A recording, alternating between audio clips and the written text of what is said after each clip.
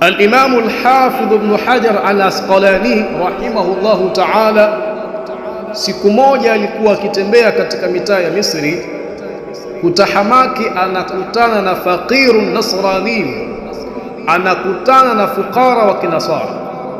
Yule fukara alipomuona imam akaanza kumuita, ya Ibn Hajar, ya imam, qif as'aluk, ewe Ibn Hajar, ewe imam, na kuomba usimame nikuulize. Imamuna rahimahullahu ta'ala akasimama akisubiri ataulizwa nini na huyo fukara wa kinaswara.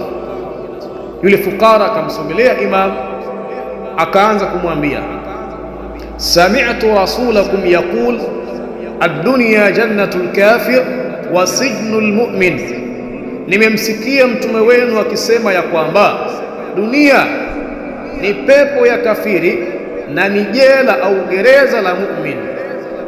Lakini sasa mbona mimi nipo katika hali hii, hali ya dhiki, sijui chakula asubuhi, sijui chakula mchana wala chakula usiku, sina makazi wala sina kipato cha aina yoyote kile.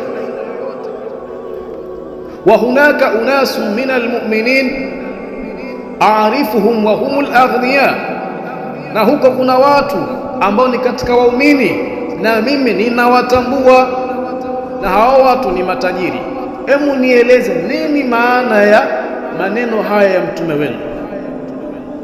Imamuna rahimahullahu ta'ala akamwambia, law alimta ma a'adda Allahu laka fi an-nar la alimta annaka al-an fi al-janna, lau ungeyatambua yale ambayo Allah subhanahu wa ta'ala amekuandalia wewe kesho ndani ya moto, basi ungetambua ya kwamba sasa hivi uko ndani ya pepo.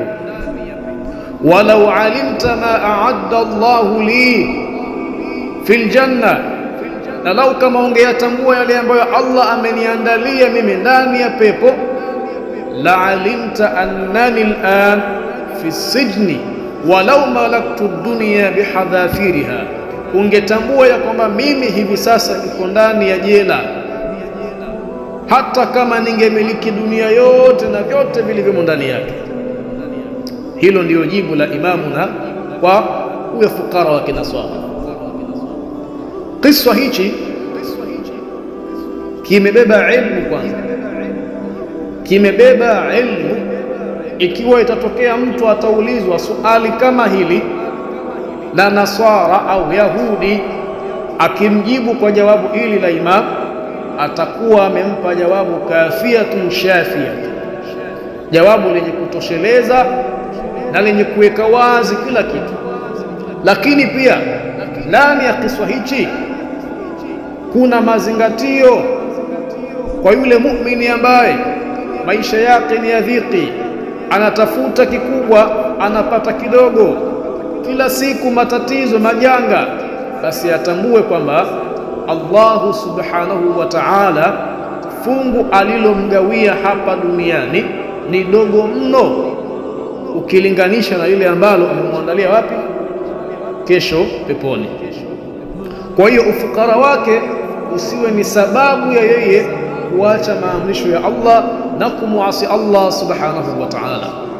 Lakini pia kwa yule muumini ambaye Allah subhanahu wa ta'ala amemjalia uwezo wa mali, akawa ni mwenye kumiliki mabiashara, mwenye kumiliki kipato kikubwa, basi atambue ya kwamba fungu ambalo Allah subhanahu wa ta'ala amemgawia hapa duniani ni dogo mno ukilinganisha na fungu ambalo amemwandalia kesho ndani ya pepo yake.